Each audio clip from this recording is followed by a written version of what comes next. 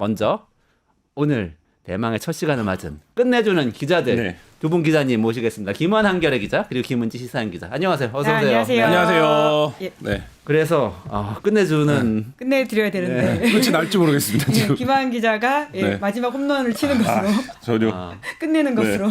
아니 오늘 굿바이 홈런 치시면 안 되고 네. 매주 하셔야 되니까 끝까지 네. 소소한 출루만 계속 하는 거죠.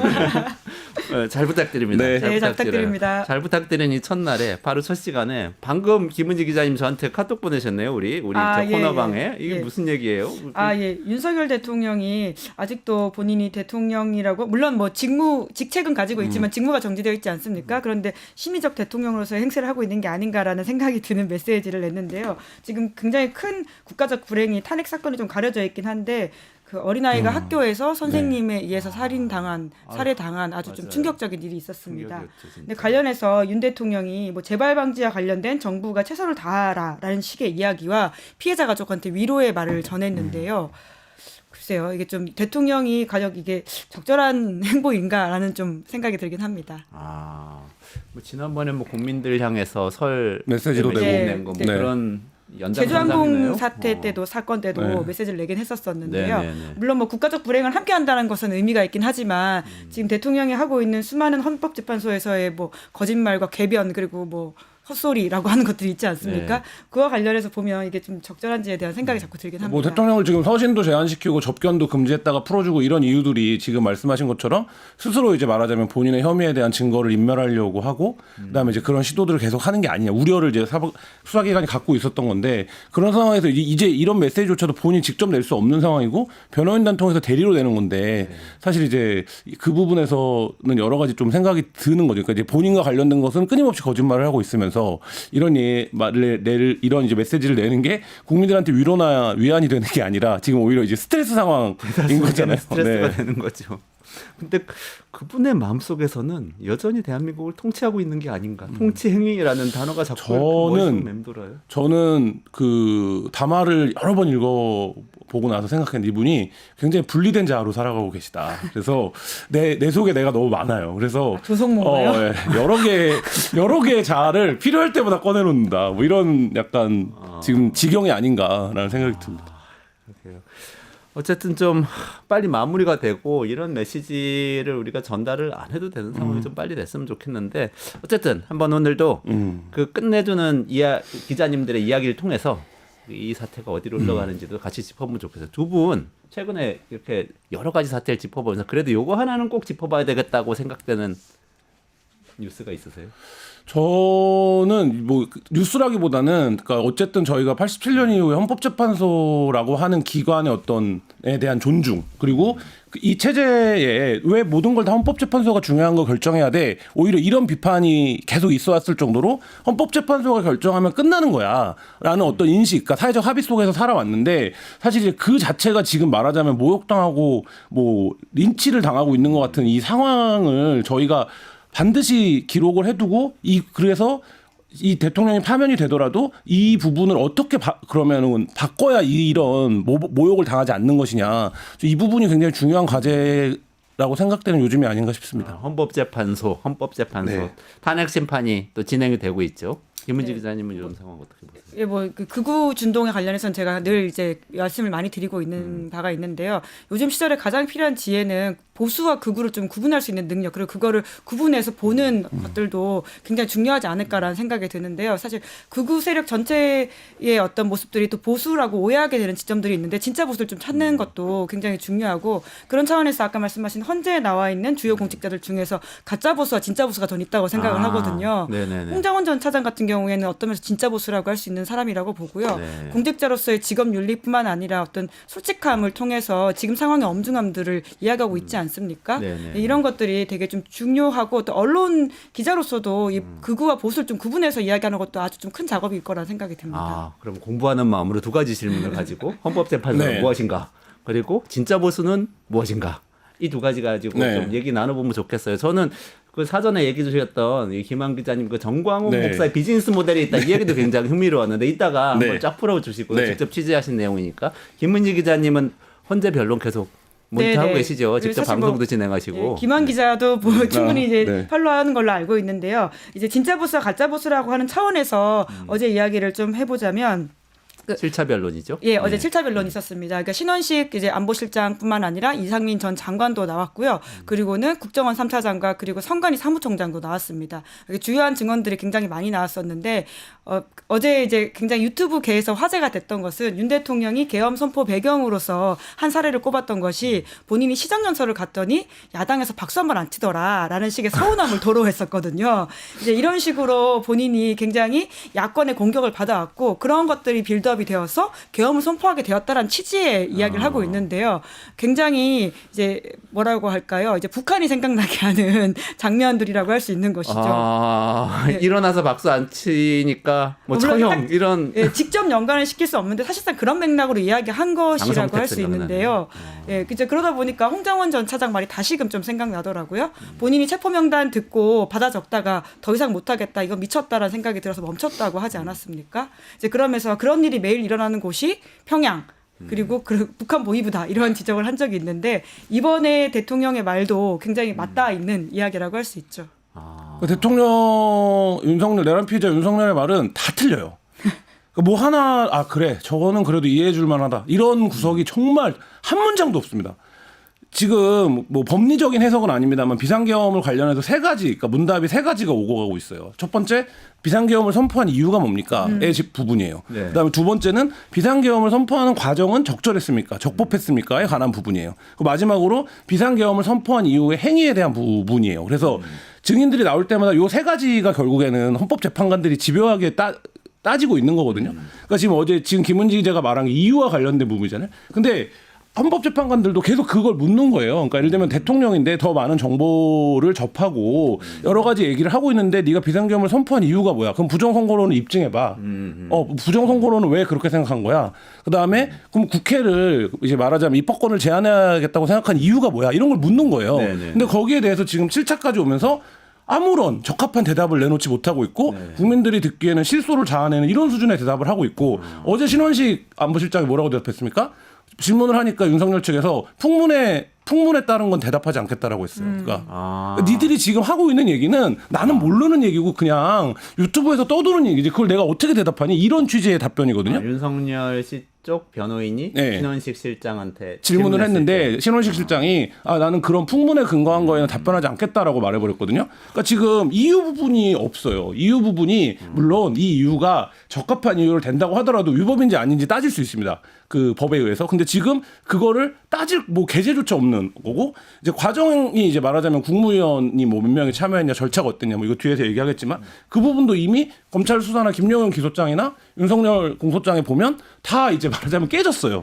그러면 그리고 행위에 대해서 뭐라고 얘기를 합니까? 어제 윤석열이 한 어디 중에 저는 제일 기가 막힌 게 그거였는데 오히려 군인이 시민한테 폭행당했다는 거 아닙니까? 본인은.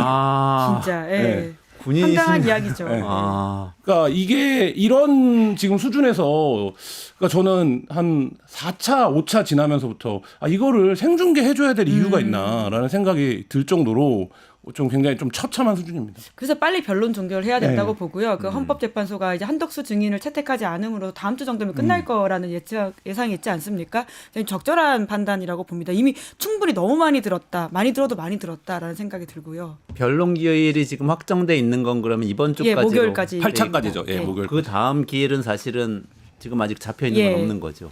방금 이제 아마 브리핑이 곧 나올 것으로 보이는데 한번 확인을 해보고 네네네. 말씀. 그러니까 변수는 그러니까 지금 국민의힘이 내란 특검법을 거부하고 있는 논리로 보더라도 변론을 더 이상 진행할 이유는 사실 없거든요. 왜냐하면 국민의힘 논리가 이런 거 아닙니까? 이미 처벌 받아야 되는 사람들은 처벌이 됐고 수사 대상도 충분히 수사가 됐기 때문에 우두머리도 구속이 돼 있는 상태고 특검법은 이제 필요하지 않아요. 이게 이제 국민의힘의 논리란 말이에요. 여의도에서 구가하고 있는. 근데 그 논리를 보면 지금 나올 만한 증인은 다 나온 거죠. 그러니까 없는데 다만 변수가 하나 있다면 변론을 다시 잡는 마은혁 재판관이 어떻게 되느냐의 변수가 하나 있죠. 그러니까 예를 들면 마은혁 재판관이 한 번도 변론에 참여하지 않은 상태에서 선고에 같이 하는 모양새가 이쪽에서 계속 지금 모든 사소한 거 하나까지 다 꼬투리를 잡고 있는 상황이기 때문에 또 그걸 꼬투리를 아마 잡을 거기 때문에 그러면 예를 들어서 마은혁 재판관이 임명이 된다면 마은혁 재판관이 참여하기 위해서 한 2차례 정도 변론을 더 잡는다든지 뭐 이런 정도의 변수는 남아 있는데 사실 그것도 뭐 안 해도 상관은 없습니다만 네. 근데 이제 뭐 그런 정도가 남아 있는 게 아닌가 싶습니다. 오늘이 12일이고 내일이 13일. 13일이 만약에 마지막 변론 기일이라고 한다면 보니까 보통 10일에서 20일 뒤에는 선고를 하더만요. 지난번 이 탄핵 심판을 보니까. 방금 헌재 브리핑이 좀 나왔는데요. 그러니까 이번 주에 변론 종결 가능성이 있냐고 기자들이 물어보니까 그건 아직 모르겠다라고 답을 했고요. 다만 지금 이제 추가로 내일 변론 기일이 종결되면 피청구인 마지막 최후 진술을 위해서 기일이 한 번 더 잡힐 수 있냐 이렇게도 물어봤는데 그건 절차가 정해져 있는 게 아니기 때문에 재판부가 결정한다라고 해서 아마 내일 좀 상황을 봐야 될 것 같긴 합니다. 아까 그 박수 얘기로 잠깐만 돌아가서 제가 기억이 긴가민가 해가지고 사실은 시정연설 영상을 다시 한번 검색을 해가지고 봤거든요. 그 풀 영상 아직도 다 유튜브에 남아 있더만요. 그래서 봤더니 근데 이재명 대표는 일어나서 인사를 했어요. 김민석 의원도 일어나서 인사하고 악수하고 그리고 민주당 의원 중에 상당수는 절까지 하면서 악수를 해서 나중에 악플에 시달렸다는 기사까지 나중에 나오고 뭐 그런 얘기도 있는 몇 명이 외면을 한 건 사실인데 그래서 윤석열 대통령이 이게 계엄의 출발선이 될 정도로 화가 나는 이벤트였다면 그날이 왜 그랬을까 사실. 아니 한두 명 의원이 그럴 수는 있잖아요. 근데 이게 대통령실이 오래전부터 가졌던 인식이에요. 그러니까 대통령 왜 국회 안 가냐. 그 국회 안 가고 뭐 골프 치우다가 이제 걸리고 뭐 이런 일도 있지 않았습니까? 근데 국회 왜 안 가냐라고 했을 때 정진석 비서실장이 늘 국회 가면 야유하고 대통령한테 뭐라고 하고 비난하고 이러는데 국회를 어떻게 가냐. 이 얘기를 여러 차례 기자들한테도 했었거든요. 그러니까 이게 그 말씀하신 것처럼 구성된 기억인데 본인들의 기억 속에는 국회에 가면 자기네가 질타받고 멸시당하고 비난받고 이런 기억으로 있는데 실제 말씀하신 것처럼 생중계된 화면을 보면 뭐 그 정도는 아니거든요. 그러니까 왜냐하면 이거 왜 그러냐면 윤석열 대통령이 국회에 오는 일 자체가 워낙 드물기 때문에 오면 그렇게 박절하게 굴지 않습니다. 그러니까 어쨌든 그래도 국회에 왔다. 믿지만 반가워. 네, 뭐 그런 거기 때문에 그러니까 제 기억에도 윤석열 대통령이 국회 갔을 때 뭐 그렇게 야당 의원들이 경우 없이 하지는 않았던 것 같은데 사실 경우 없었다라고 한다면 우리가 되짚어봐야 될 게 22대 국회 개원식이 굉장히 늦게 열렸습니다. 9월에 돼서나 열렸거든요. 그렇죠. 석 달 만에 열렸는데 그때 개원식에 윤 대통령이 87년 민주화 이후에 처음으로 안 간 사람으로 기록됐습니다. 그렇죠. 근데 그날 윤 대통령이 뭐 했는지 혹시 기억하시는지 모르겠는데요. 그날 오후에 청와대에서 미 상원 의원 부부와 만찬을 했거든요. 그 미 상원 의원 부부들이 그날 김건희 여사 생일이라고 축하해주면서 꽃을 전달하고 이런 모습들을 실제 사진으로 공개한 바가 있는데요. 이제 그러다 보니까 그 당시에 어떤 비판이 있었냐면 대통령이 국회 개원식은 안 가고 여사 생일 파티했다. 이런 식의 비판들을 야당이 했었던 바가 있습니다.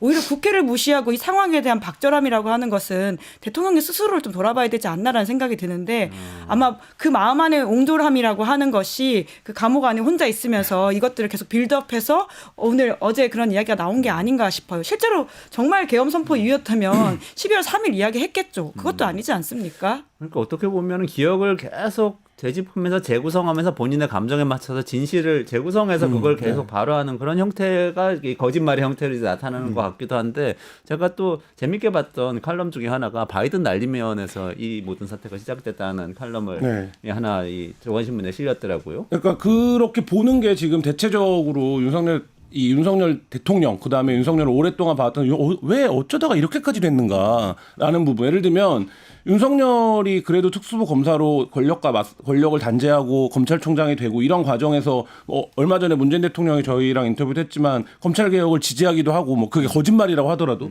어쨌든 이런 정도의 그런 게 이제 종합적인 다 정무적인 판단력인 거잖아요. 그러니까 그게 살아있었던 시절이 있었는데 근데 왜 일이 이렇게까지 됐는가라고 보면 윤석열 정부의 모든 불행의 시작은 저도 그 바이든 날리면 사태였다라고 봅니다. 그러니까 바이든 날리면 사태가 되면서 그러니까 말하자면 그게 몇 가지 측면에서 굉장히 중요한데 하나는 그거를 본인의 잘못을 거짓말로 덮을 수 있다라는 거를 그렇죠. 학습한 거고 또 하나는 그 사태를 거치면서 뭐 MBC를 비행기에 태워주냐 안 태워주냐 이렇게 가면서 언론과의 관계가 완전히 틀어져서 이게 윤석열 개인에게는 언론에 대한 어떤 피의식이 된 거죠. 예를 들면 언론이 나를 제대로 대접해주지 않는다. 그러니까 여기 박수랑 똑같은 거죠. 그러니까 내가 뭐만 하면 비판하기만 한다. 그게 이제 그렇죠. 지금 이상민 장관 논란이 되고 있는 특정 언론사 단전 단수를 시켜라 하는 언론사가 그런 언론들인 거잖아요. 한결에. 네, 윤석열의 머릿속에는. 안전단수 그것도 황당해. 뻔했는데 진짜. 네. 뭐 그 사태가 됐고 그다음에 그거 하면서 뭐가 됐습니까? 도어 스태핑 안 하게 됐잖아요. 그 도어 스태핑이라는 게 여러 가지 저는 부작용이 훨씬 많고 윤석열이 감당할 수 있는 수준의 어떤 세레모니가 아니라고 생각은 했지만 그럼에도 불구하고 그 도어 스태핑이 단절되면서 어떻게 된 겁니까?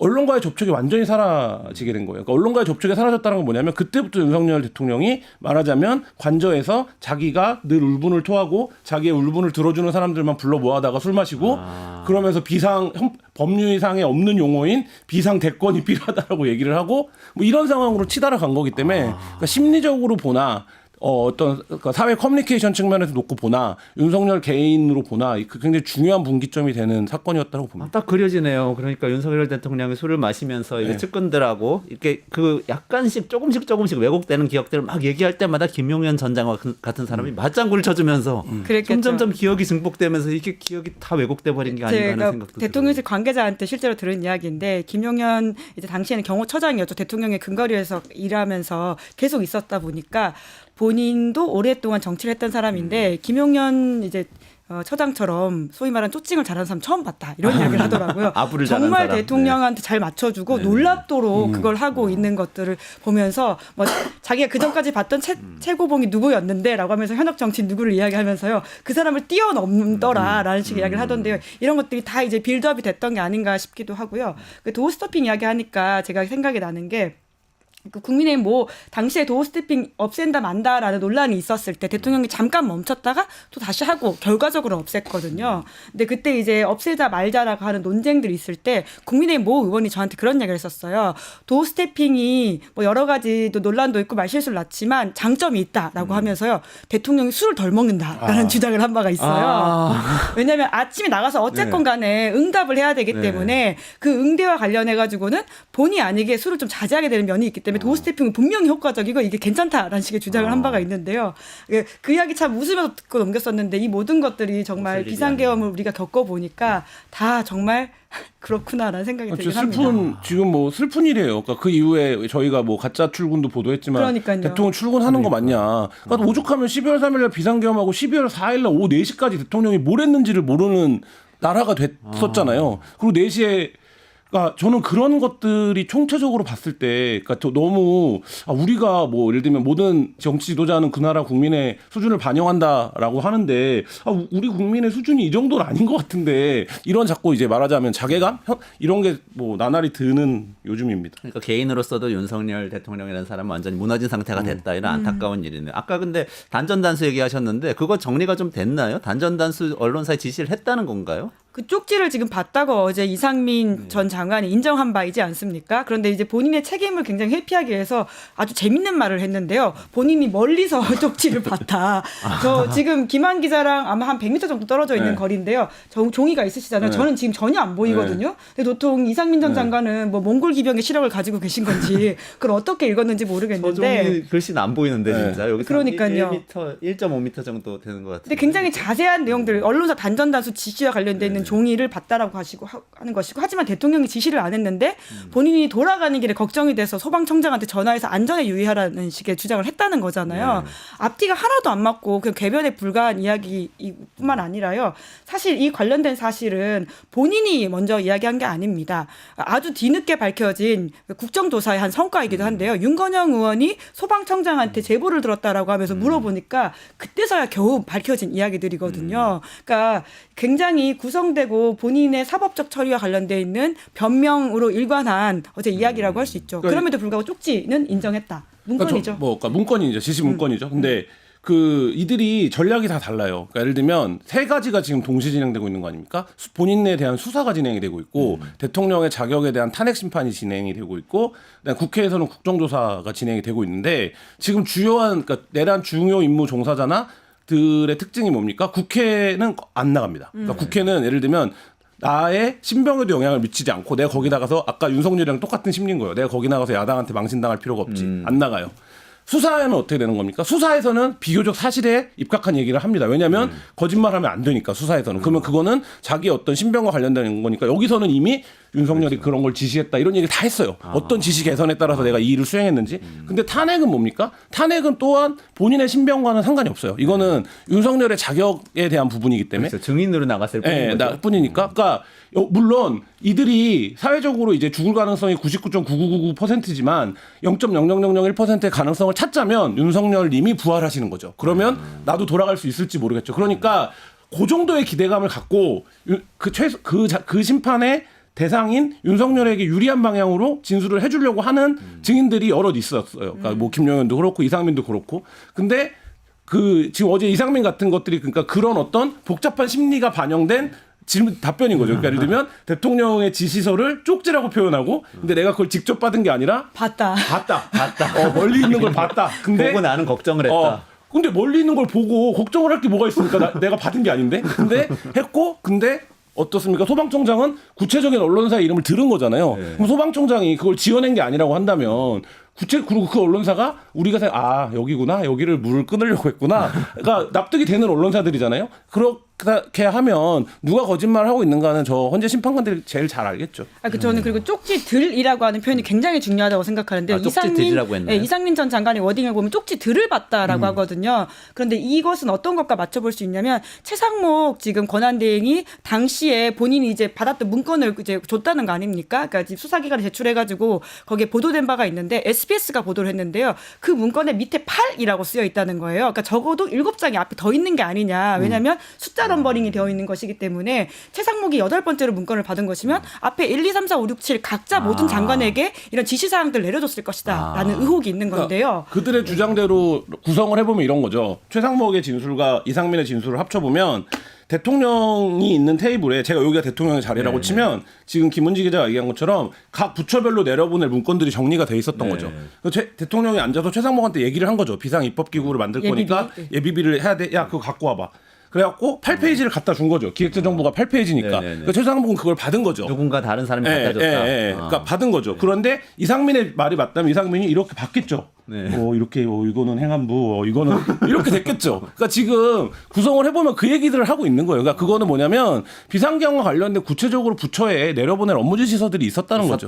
뭐 언론사 단전 단수나 비상 입법기구 예산을 마련하라 수준의 것들이 다 있었다. 그리고 여기서 그러면 수사가 특검이 필요한 이유가 있는데 수사를 하려면 그러면 그 문건은 누가 만든 겁니까? 그러니까 예를 들면 그거를 김용현이 만들었는지 아니면 대통령실에 다른 스텝이 만들었는지. 그래서 어제 신원식 안보실장 나왔지만 신원식 안보실장은 비교적 단호하게 선을 긋거든요. 나는 몰랐다라는 거 아닙니까? 그렇다라고 하면 그 문건들을 대통령이 직접 타이핑하진 않았을 거 아닙니까? 그렇죠. 그러면 그거를 누가 만들었는지 이런 부분 지금 수사의 공백으로 남아있는 상태죠. 그리고 또 하나 그걸 맞춰볼 수 있는 보도가 오늘 동아일보에서 나왔는데요. 동아일보가 어떤 단독 보도를 했냐면 윤석열 대통령이 아무한테도 말하지 말라면서 계엄 전에 국무위원 등 6명만 소집했다라고 하는 것이에요. 그러니까 선제적으로 먼저 모은 국무위원 6명이 있다라고 하는 것인데요. 이 국무위원 6명이 지금 보면 한덕수 국무총리, 김용현 전 국방부 장관, 박성재 법무부 장관, 김용호 통일부 장관, 조태열 외교부 장관, 그리고는 지금 조태용 국정원장이라고 합니다. 그 지금 8이라고 하는 문건과 이 먼저 모인 6명 그리고는 국정원장까지 합쳐본다면 이게 진짜 그런 다양한 문건들이 존재하고 무언가 준 게 아니냐라고 볼 수 있는 지점들이 있는 것이죠. 방금 그쪽은 외교 안보 국방 라인인데요. 국정원까지 온 걸 보면. 그래서 사실 계엄을 준비하기 위한 내각의 주요 멤버들인 건 맞네요. 그 6명이. 그러니까 거기에 행안이랑 행안부, 기재만 끼면 사실 그렇죠. 주요한 부서는 다 들어온 거죠. 그렇죠. 그게 이제 8이라는 숫자랑 딱 맞다 떨어지는 그러네요. 것이죠. 왜냐하면 이 6명에 이상민 전 장관 더하고 그리고 최상목 권한대행을 더한다면 8쪽까지 문건이 완성된다라고 볼 수 있죠. 8이라는 숫자의 비밀이 이렇게 사실 맞춰보니까 맞네요. 그러니까 수사가 또 진행돼야 될 그러네요. 부분이긴 합니다. 그래서 이제 많은 사람들이 김문수 왜 안 불렀냐? 김문수 불렀으면 제일 먼저 하자고 했을 텐데 라는 의문을 가졌는데 그 의문이 조금 이렇게 뭐 정황적으로 풀리고 있는 과정인 거죠. 물론 본인은 계엄 반대했을 거다라는 라고 식의 주장을 하고 있습니다. 그렇군요. 그러면 일단은 그 추가로 그 서버 검정 요구, 선관위 서버 검정 요구 같은 것들도 있었고 추가 증인 신청도 있었는데 변론기를 다시 잡아서 이것들을 더 논의하자는 예, 그거는 받아들여지지 하진 않은 상황으로 않은 보이는데요. 상황. 이제 물론 이제 내일 좀 더 봐야 되겠지만 어제 충분히 사실 그런 이야기 했습니다. 아까 말씀하신 것처럼 그 윤석열 대통령 쪽 변호인들이 뭐 중국 음모론이라든지 다양한 음모론들을 가지고 와서 거기서 무언가를 물어보려고 했거든요. 그러니까 신원식 실장 같은 경우는 아예 선을 그었고요. 뿐만 아니라 성관이 사무총장 같은 경우에도 말이 안 된다는 취지의 반박들을 다 했습니다. 심지어 국정원 3차장도 그러한 문제에 있어서는 좀 선을 긋는 모양새, 완전히 아니라고는 하지 않았지만 대답을 회피하는 모양새였거든요. 이런 것만 보더라도 윤 대통령 쪽의 어떤 전략이 먹혔다라고 보기 어려운데요. 다만 윤 대통령 쪽에서도 주요 공직자들이 자기 의견을 들어줄 거라고 생각은 안 할 겁니다. 결국은 바깥에 헌재 바깥에 있는 본인 극렬 지지자들을 향한 땔감을 줬다라고 봐야 되지 않을까 싶긴 합니다. 그러면 이 시점에서 헌재 바깥에 있는 그 땔감에 이 지금 불을 붙이려고 네. 하는 어떻게 보면 휘발유를 붓고 있는 그 세력의 비즈니스 모델로 넘어가면 좋겠어요. 일단 헌재 얘기를 좀 정리를 해보자면 이렇게 봐도 될까요? 윤석열 대통령이 많은 얘기를 해서 많은 분들이 스트레스를 받았지만 사실 재판관들이 인정할 만한 진술은 거의 없다고 봐야 한다. 네, 오히려 그 문건과 관련된 사실을 확인해줬다. 확인해줬다. 예. 그래서 탄핵 인용 가능성 높아졌고 지금 탄핵 프로세스도 굉장히 절차가 빨라지고 있어서 2월 안에 사실은 탄핵 인용이 2월 안에 인용까지는 아니고 변론이 종결될 경우에는 뭐 3월 초 정도에 3월 초. 혹은 뭐 3월 중순 정도 이렇게 3월 초중순에 예. 탄핵 인용 판결이 날 가능성이 높아졌다. 좋습니다. 넘어가 보겠습니다. 정광훈의 비즈니스 모델에 네. 대해서 김한 기자님이 취재를 하셨다고 해서 정광훈이라고 하는 인물이 우리는 그냥 극우 목사, 그다음에 뭐 좀 과격하게 말하면 뭐 더 뭐 나아가서 표현하는 방식도 있지만 사실 이제 극우 진영을 이끄는 목사라고 이해를 하는데 저희가 취재를 이제 좀 정광훈의 이 투쟁, 정치 투쟁을 취재를 해본 결과 이게 정광훈 굉장히 비즈니스 모델을 이미 확보하고 그 광화문을 플랫폼으로 해서 다양한 형태의 사업을 하고 있고 그게 실질적으로 꽤 이렇게 성과가 나고 있는 지금 상황이거든요. 실제로 돈을 벌고 있다 네, 그런 뜻이에요? 수익 구조를 만들어 내는데 성공을 지금 한 것으로 보이는데 이제 이런 겁니다. 정광훈이 2018년 이전과 이후로 나눌 수 있을 정도로 노선이 확 달라져요. 2018년 이전에는 뭐 그렇게 유의미한 인물은 아니었습니다. 한국 사회 전체에서. 근데 2018년 이후에 문재인 정부에 대한 반대 투쟁을 하면서부터 굉장히 급성장을 하는데 그때 문재인 정부의 반대 투쟁을 하면서 정광훈이 주요하게 했던 게 뭐냐면 서명을 받는 전략이었습니다. 지역별로. 그래서 이 서명이라는 게 어떤 거죠? 이름, 주민번호, 뭐 예를 들어서 전화번호, 주소, 뭐 이런 것도 이제 개인 신상 정보가 들어가는 거 아닙니까? 그래서 저희가 만났던 정광훈 피해자 중에 한 분이 이거를 개인으로 최초로 10,000명을 받은 사람이에요.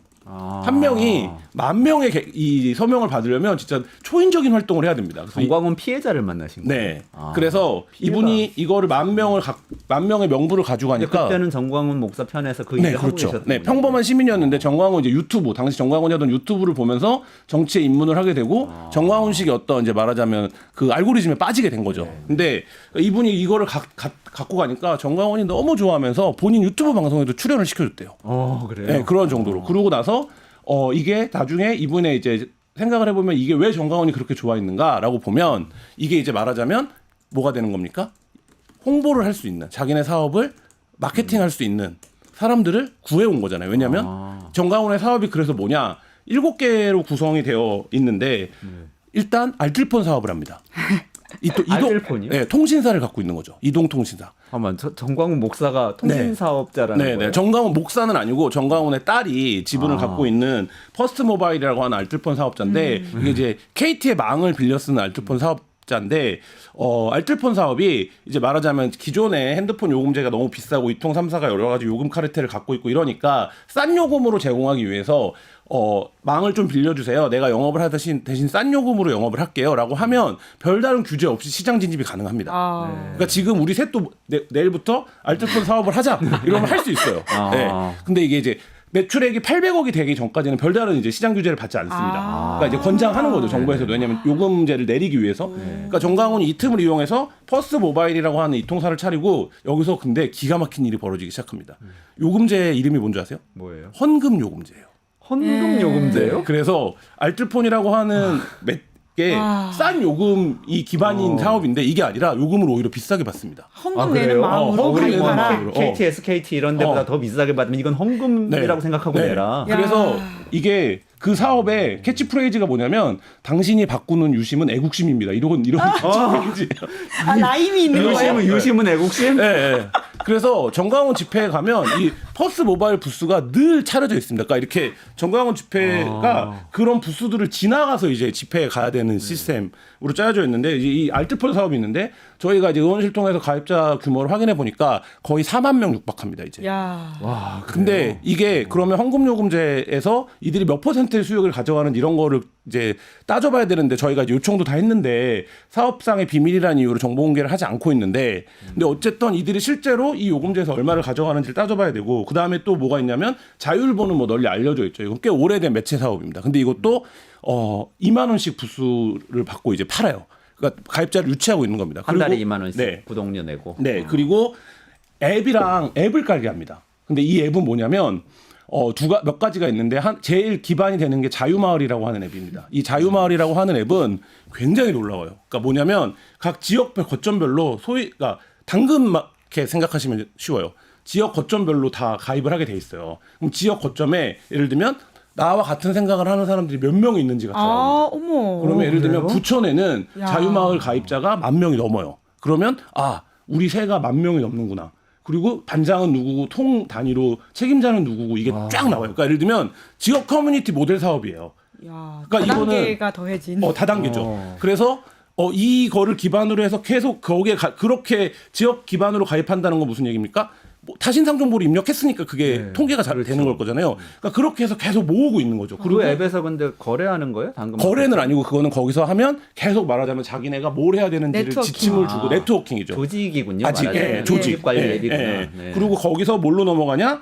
건강식품을 파는 앱으로 넘어갑니다. 건강식품. 약간 다단계 진짜 다단계예요. 비슷하네요. 예. 모든 게 다 있네. 예. 그래서 그러니까 이들이 근데 주요하게 지금 타깃 오디언스로 삼고 있는 대상이 정해져 있잖아요. 그러니까 예를 들면 어르신들이잖아요. 그러면 어르신들은 알뜰폰 가입하고 여기 앱에 건강식품 가입하면 사고, 예. 지역에서 나랑 같은 생각을 하는 사람들이 누구구나 하고 건강식품 팔고 그러니까 이게 포트폴리오가 갖춰진 거예요. 그리고 여기에 좀 더 구매력이 있는 사람들한테는 뭘 하냐? 카드 발급을 시킵니다. 신용카드. 농협이랑 제휴를 해서 신용카드 발급을 시키는데 이 신용카드도 지금 가입자 거의 한 4만 명까지 갔어요. 금융기관까지. 네, 금융까지 하고 있는 거죠. 와. 근데 이 신용카드는 우리도 그렇지만 대부분 어떻게 가입합니까? 이거 하나만 해줘. 막 이러면 그렇죠. 이제 가입하는 네. 거잖아요. 지인영업을 가져야죠. 그러면 약간 잘 안 읽고 그럼 네가 사인해 이러고 가입하고 카드만 받으면 되는 거잖아요. 근데 이 약간의 뭐가 있냐? 0.2에서 0.4%의 수수료가 이거를 발급한 쪽으로 가게 됩니다. 헌금. 그것도 헌금이네요. 네, 그렇죠. 헌금조죠. 근데 이게 모든 카드사가 어쨌든 수수료를 받는 거잖아요. 예. 근데 이 수수료 구조를 가져가는데 이거를 가입하는 사람들은 그걸 모르는 거죠. 그러면 정광훈은 지금 보세요. 이 통신을 갖고 있죠. 그다음에 지역 거점 사업을 통해서 다른 사업을 도모할 때 늘 언제든지 대기되어 있는 잠재 고객들을 갖추고 있죠. 그리고 여기서 소소하지만 건강식품이라든지 이런 것도 팔고 있죠. 그리고 이 커뮤니티를 통해서 결정적으로 뭘 하는 겁니까? 동원하는 거거든요. 제가 태극기 집회 처음 이제 그 용산에서 할 때 막 뭐 화정역에서 모인다. 뭐 불광역도 거점이다. 뭐 이런 얘기들이 나와서 교회가 아니면 이걸 누가 하는 거지라고 했는데 이런 앱들을 통해서 화정역에 모여서 갑시다. 이런 게 되는 거예요. 네. 그러니까 그런 네트워킹. 굉장히 조직화되어 있네요. 그렇죠. 그러네요. 근데 그분들은 건강식품도 비슷한 거 다 사드시고 통신 핸드폰도 비슷한 서비스를 쓰시고 네 그렇게 이런 지금 분들이- 하고 있는 거고 그게 4만이라고 하는 숫자를 어떻게 바라보느냐에 따라 다른데 이 사업 모델이 이번 국면을 거치면서 굉장히 정착이 되겠죠. 네. 왜냐하면 폭발적으로 지금 모이기 시작한 거 아닙니까? 그렇다라고 하면 우리가 정광훈은 그동안 무슨 사랑제일교회 명도집행 방해하고 폭력투쟁 벌이고 뭐 이런 게 정광훈의 수익인가라고 생각을 했는데 네. 그게 아니라 정광훈은 이미 극우 정치투쟁을 플랫폼이나 모델로 해서 어떻게 비즈니스를 하고 수익을 낼 건지에 대해서 그 완결된 체계를 갖고 있는 사업가가 됐고 저희가 이 부분들에 관해서 기독교 연구자들이랑 많이 얘기를 해보면 이런 얘기합니다. 2018년도에 나온 책 중에 트럼프와 하나님이라는 책이 있습니다. 이게 트럼프의 경제적 정치적 성공 모델을 신앙적인 거랑 이제 끼워 맞춘 책이거든요. 네. 근데 정광훈이 그 책을 말하자면 번역해서 내도록 하고 미국에도 엄청 돌렸대요. 그 책을. 그래서 그 책의 모델대로 2018년 이후에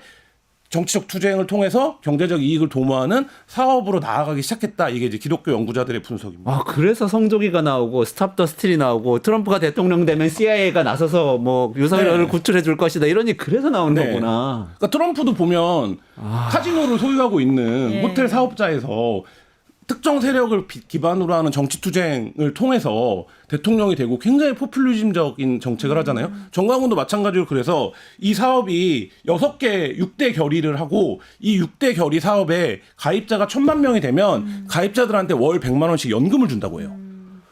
그래요? 네. 연금을요? 네.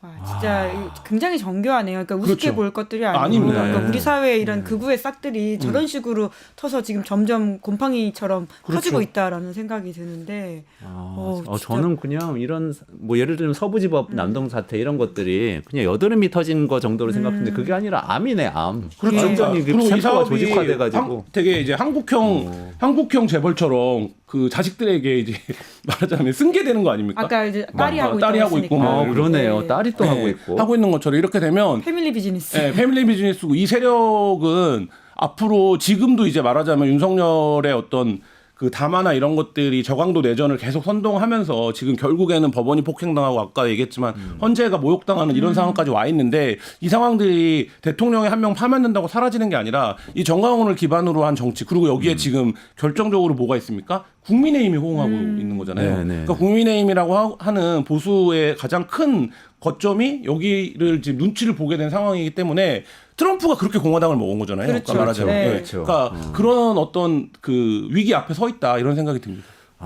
어떻게 보세요? 그러니까 말씀처럼 충격이다. 그러니까 16 트럼프 그러니까 의사당 폭동이 있지 않았습니까? 네, 사실 2020년이죠. 뭐 이미 미국에서 민주주의는 뭐 그걸로 저는 사망한 지점이 있다라고 생각할 정도로 아주 심각한 심지어 그때 사람이 죽었었습니다. 네. 대통령이 부정선거를 선동해서 그 사람들이 국회 의사당에 난입을 했고요. 유혈 사태가 일어났던 바인데 하지만 그 당시 이것에 대해서 아주 엄단해야 된다라고 선을 그었던 공화당 의원들은 다 떨어져 버렸고 오히려 트럼프 편을 들었던 사람들이 지금 다 공화당 다수를 차지하고 있고 그 베이스가 결국은 트럼프의 재선으로까지 이어지게 된 상황이거든요. 이제 그거를 우리가 이미 겪어본 그러니까 멀리서 봤던 미국의 사례라고 생각한다면 윤 대통령은 충분히 여기서 자신감을 가질 수 있다라는 생각이 들고요. 그러니까 이게 만만하게 볼 수 있는 상황은 절대 아니고 헌법재판소가 파면을 한다고 하더라도 이 상황에 대한 우리 공동체의 숙제는 아주 깊이 남아 있을 거라는 생각이 듭니다. 그러네요. 이게 그러니까 어차피 엄청나게 많은 자금을 지금 확보하고 있는 거잖아요. 근데 그러니까 그게 이제 계속 매월 벌리는 구조를 만들어내고 계속 있는 들어오는 거죠. 예. 지속 가능한. 예. 그럼 계속해서 자금이 어떻게 보면 같은 생각을 가지고 있는 사람들 사이에 자금이 계속 풀리는 그렇죠. 거고 그 네. 사람들이 계속 늘어날 수 있는 여지가 생기는 거잖아요. 맞습니다. 그게 굉장히 좀 무서운 일이고 우리가 이런 생각 하잖아요. 그래봐야 그들은 5%고 고립시킬 수 있고 이런 자신감들을 여전히 갖고 있는데 이게 고립이 되면 될수록 거기에 더 매몰될 거거든요. 그러면 이제 그건 더 깊어질 거라는 거죠. 그 악성은. 그러니까 그 굉장히 어려운 일이고 정광훈이 이런 사업을 하기 전에도 이미 2.2% 2.6%의 지지율을 얻어서 진입할 뻔했어요 의회에. 네. 근데 지금 보면 자유통일당이죠. 네, 윤석열이라고 하는 기표를 갖고 지금 이들이 계속 앞으로도 뭔가 장사를 할 것으로 보이잖아요. 그러면 이 파괴력은 지금 좀 뭐 지금보다 훨씬 더 가늠하기 어려울 거다 이런 생각. 그 완전히 정광훈계는 아니지만 스카이데일리 같은 언론도 생각해 보면 네.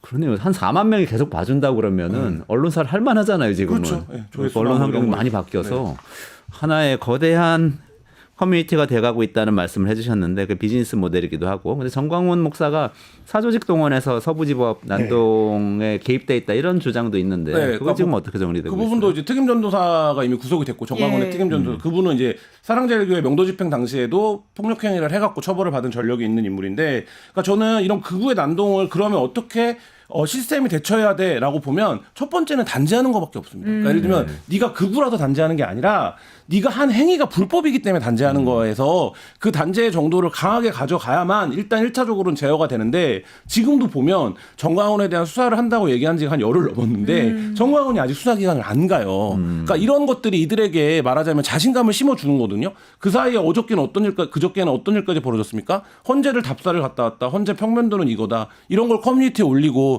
헌재는 담벼락이 낮아서 들어가고 쉬울 것 같다라는 네, 얘기들이 공공연히 나오고 이런데 누가 불을 붙입니까? 명색이 국가인권위원이라는 자가 헌재를 두들겨 부숴서 없애버려야 된다는 얘기를 공공연히 하잖아요. 그러니까 저는 이런 발언들을 다 단죄해야 된다. 이런 분위기를. 근데 이거를 수사기관의 대응이 되게 무르고 더디다. 얼마 안 되는 가짜 보수일 것 같지만 사실 그게 무럭무럭 자랄 수 있는 그런 경제적 토양이 이미 마련이 돼 있다. 네. 네, 이제 무서운 얘기네요. 그러니까 선거가 되게 중요한 것인데요. 그러니까 뭐 5% 아래로 이것들, 그러니까 그 5%도 굉장히 우리 사회에 준동하는 상황들이 굉장히 불행한 거긴 하지만 이들이 절대 다수가 되었을 때 가지고 오는 국가적 혼란과 내전 상황이라고 하는 것은 굉장히 우리가 상상하기 어렵지 않습니까? 그런데 아까 말씀하신 것처럼 그 소수의 굉장히 눈치를 보면서 몸통이 흔들리고 있는 국민의힘이라고 하는 우리 사회 최대 보수 정당의 행태라고 하는 것은 또 다른 차원의 문제이거든요. 그러네요. 근데 이들이 지금 정말 이 대선 경선이라고 하든지 혹은 본선에서까지 이것에 끌려다니는 모양새로서 간다면 우리 공동체가 좀 철저히 심판해야 되는 부분이 있다고 보고요. 이에 대해서는 정말 명확하게 선을 좀 그어줘야 된다라는 생각 듭니다. 그렇군요. 그 마지막으로 그럼 이게 정말로 그렇게 번질지를 한번 짚어볼 수 있는 하나의 그 상징적인 사건이 저는 교섭단체 대표 연설이었던 것 같거든요. 네. 그거에 대해서 두 분이 시간이 거의 다 됐지만 짤막하게 권성동, 이재명 두 대표 연설을 한번 좀 평을 해주시고 정리를 좀 해보면 좋겠습니다. 저는 뭐 권성동 대표도 내적으로는 윤석열을 버렸다. 왜냐면 윤석열이라는 말이 몇 번 안 나왔어요. 네. 그러니까 오로지 이제 초점은 이재명과 민주당을 비판하는. 근데 그 논리는 근데 그래서 윤석열의 개업 논리와 같지만 내적으로는 권성동도 윤석열을 버렸구나 이런 생각은 확실히 했고. 근데 모르겠습니다. 그러니까 권성동 원내대표 입장에서는 그 얘기밖에 지금 사실 할 수 있는 얘기가 없고 이게 대부분의 사람들이 보기엔 뭐 아직도 문재인 정부 탓이야? 뭐 세상 기승전 이재명 탓이네? 라는 생각을 하지만 지금 국민의힘이 태극기 앞에서 고개 숙이는 모습을 보이는 정당이 사실 국회 교섭단체 연설에서 할 수 있는 얘기가 별로 없다. 그러니까 그 얘기는 무슨 얘기냐면 본인들이 이미 이상한 데다 자기네 포지션을 갖다 놓고 미래지향적인 얘기를 하긴 어려운 거예요. 그러니까 그리고 또 한 가지는 정말로 선거에서 이기고 싶다. 여론조사 보니까 해보면 할 것 같은데 우리가 후보만 잘 뽑으면 이런 생각을 한다면 지금까지 벌어진 1년의 행위에서 계속 매일매일 사과하는 게 좋습니다. 네, 매일매일 사과해서 우린 다른 세력이에요. 네, 네, 우린 다른 사람들이에요. 라고 해야 되는데 그 숫자 자체가 그 사과를 하면 안 나오는 숫자라고 지금 생각을 하는 거예요. 그렇기 때문에 굉장히 모든 게 스탠스도 이상한 데다 걸치고 있고 포지션도 어정쩡하다. 그래서 저는 모르겠습니다. 그러니까 이게 뭐 그 윤석열 정부가 오대수 정부다라는 얘기 많이 했잖아요. 그러니까 늘 오늘만 대충 수습하면서 왔다. 근데 지금 야거가 있어요. 국민의힘도 지금 제가 약간 오대수 정당 같은 오늘 여론조사 확인하고 오늘도 그냥 이재명만 때리자. 뭐 이거 외에는 뭐가 없어요. 지금 콘텐츠가. 그러니까 지금 뭐 사과를 했다는 취지의 주장을 하고 있거든요. 사과 비슷한 걸 모두 발언의 앞에 잠깐 했습니다. 그런데 그건 사과가 아니죠. 왜냐하면 아까 말씀하신 것처럼 결국 비상계엄 선포한 이유와 관련되어 있는 자기 변명들과 야당을 공격하는 이야기에 대부분에 쓰여있기 때문인 건데요. 사과라고 하는 것은 그런 것이 아니고 뒤에 하지만과 그러나가 붙지 않는 것입니다. 그리고 행동으로 보여주는 것인데 지금 국민의힘 헌재 공격하고 있고 헌재 재판관 공격하고 있고 실제로 헌재 결과가 파면으로 나오더라도 이게 불복하려고 하는 수많은 것들에 대한 사실 땔감을 계속 주고 있는 상황이기 때문에 권성동 원내대표의 지금 그와 같은 발언들도 뭐 사과했다라는 식의 이야기를 하기도 너무 어렵다라는 생각이 듭니다. 그렇군요. 이재명 대표 연설은 어떻게 보셨어요? 이재명 대표는 저는 연설보다 어저께 뉴스공장에서 나와서 한 인터뷰가 훨씬 낫더라고요. 그러니까 예를 들면 연설은 이게 1위 주자는 뭐 이렇게 스탠스를 여기다 잡는 거지라는 게 느껴지는 거였고 그다음에 이제 근데 약간의 메시지의 충돌, 그러니까 예를 들면 그 바로 전에 삼성의 52시간 관련해서 이거를 풀어줘야 되지 않냐, 고강도 근무도 할 수 있어야 되지 않냐라고 얘기했다가 갑자기 이제 시정연설에서 뭐 주 4일제로 가야 된다 이렇게 얘기를 해버리니까 받아들이는 수용자들 입장에서는 뭔 소리야, 그때 말이 달라지는 거야 이렇게 받아들이지는 측면이 있거든요. 그러니까 예를 들면 그런 부분에서 뭐 성장이라든지 이런 걸 얘기를 하더라도 좀 전략적 정교함을 갖출 필요가 있다라는 얘기를 들었고, 근데 지금 국면에서 사실 사람들이 이재명 대표한테 궁금한 건 그건 아닌 것 같아요. 그러니까 그건 아닌 것 같고, 그러니까 왜냐하면 윤석열이라고 하는 어떤 기조효과를 충분히 누릴 거거든요. 그렇기 때문에 그 문제가 아니라 그러면 이재명이 고유하게 갖고 있다고 생각되는 부분에서 이재명은 여전히 이재명일 것이냐 이 부분인데 저는 어제 뉴스공장 인터뷰를 보면 이재명 대표가 그 부분에서는 뭐라고 표현해야 될까, 훨씬 더 성숙된 태도 뭐 이런 거를 좀 드러내지 않았나라는 생각은 합니다. 그러니까 대선 모드에 사실 들어갔다라고 봐야 되는 것이 문재인 대통령이 윤석열 정권을 낳게 된 것에 대한 반성적 인터뷰를 아까 한겨레랑 했다고 말씀하셨는데 바로 그걸 이어가지고 본인이 이야기를 했거든요. 지금 계속 민주당 안에서는 대선 진 게 누구 탓이냐라는 논쟁이 있지 않습니까? 근데 그걸 좀 종결하는 역할은 결국 이재명 대표가 할 수밖에 없는 것인데 그런 모양새를 보여줬다라고 하는 것은 좀 많은 지지자나 혹은 이걸 지금 지켜보고 있는 관전자들한테 좀 의미 있는 모습으로 보이긴 하고요. 다만 이제 대표 연설 같은 경우에는 충분히 아까 지적하셨던 정책적인 오락가락에 대해서는 신뢰라고 하는 키워드를 계속 이재명 대표가 쌓아갈 필요는 있겠다라는 생각은 듭니다. 그렇군요. 좋은 말씀 들으니까 정리가 잘 되네요. 저도 좀 느낌이 이재명 대표하고 권성동 대표 연설하고 인터뷰 딱 보고 나니까 아 우리 사회 주류가 바뀌는구나 이런 생각이 들었어요. 네, 그렇죠. 길어서 왜냐하면은 아까 뭐 삼성 52기세가는 풀어주고 뭐 주 4일째는 장기적으로 가져기 말이 되냐 하지만 사실 주류는 그런 생각을 하게 되거든요. 왜냐하면 삼성도 우리나라에 있고 이 민노총도 네. 우리나라에 있고 민주노총, 삼성 다 하여튼 내가 통치하는 범위 안에 있기 때문에 옛날에 이렇게 노태우 대통령 같은 경우에 생각을 해보면 전두환 대통령의 쿠데타를 도왔던 사람이고 그 덕에 대통령이 됐지만 또 러시아하고도 트고 중국하고도 서서 북방 정책도 해야 되고 또 안에서는 뭐 노동운동은 탄압은 하지만 또 복지는 늘려야 되고 이런 여러 가지 생각을 하는 게 사실 주류이고 그렇기 때문에 되게 재미없고 고구마 같고 막 상충되고 막 이러는 게 원래 주류거든요. 그런데 이재명 대표는 원래는 그런 포지션은 아니잖아요. 네, 사이다 그렇죠. 같이 네. 자신의 주장을 선명하게 딱 치고 나오면서 지금의 정치인이 된 사람이지만 그분도 운명이 좀 기구한 것 같아요. 어쩔 수 없이 그렇게 할 수 없는 위치에 다다라서 그렇게 하기로 한 것 같다 이런 생각이 좀 들었습니다. 끝내주는 기자들 첫 시간 한번 진행해봤는데 네. 어떠셨어요? 네, 끝내주게 네. 정가훈 아니, 이야기를 아닙니다. 완전 빠져들었습니다. 정말 빠져들었어요. 재밌었습니다. 끝내주는 이야기. 예. 네. 우리 끝내주는 기자들 이 코너는 끝나지 않습니다. 알겠습니다. 네. 이 세상의 모든 아까 가짜 보수 끝날 때까지 네. 그리고 아까의 그 암 같은 이 이념을 먹고 사는 비즈니스 끝날 때까지 끝내주는 기자들 계속 할 테니까 매주 수요일에 같이 참여해 주시고요. 오늘 두 분 김은지 시사인 기자님, 김한 한겨레 기자님 두 분 감사합니다. 네, 감사합니다. 유튜브 구독하고 실시간 채팅과 댓글을 남기시면 매일매일 7천 TTCO를 드립니다. 참여 방법은 통통물 어플을 다운로드하고 회원가입과 로그인을 해주세요. 마이페이지에서 나의 회원 고유 번호를 복사해주세요. 유튜브 구독 후 실시간 채팅이나 댓글창에 고유 번호를 한 번만 입력하면 준비 끝! 지금 유튜브 채팅과 댓글 쓰기 참여하고 실천 TTCO 받아가세요.